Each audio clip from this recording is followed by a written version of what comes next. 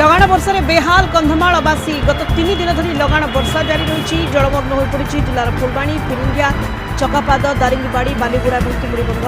फुलबाणी सहर भितर चली आंठु उच्चर पानी तलिया अंचल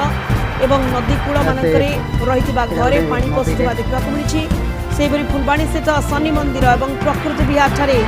आंठु उच्चर पानी जमी रही फुलबाणी पौर परिषद निर्वाही अधिकारी विभिन्न वार्ड बुली जल निष्कासन किभली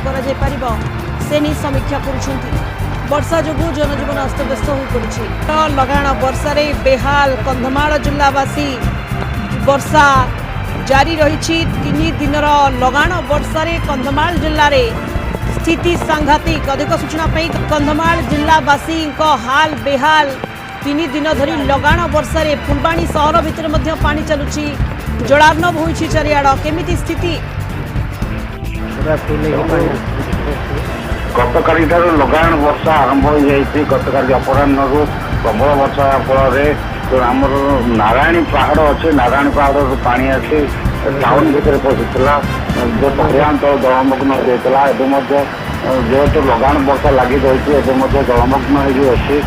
चारिआडे जलार्णव हो जाए कालुंगी नदी पानी आसी जेहेतु पानी जाऊँ आ गोटे बड़ गाई बड़ गाई अलग भिडियो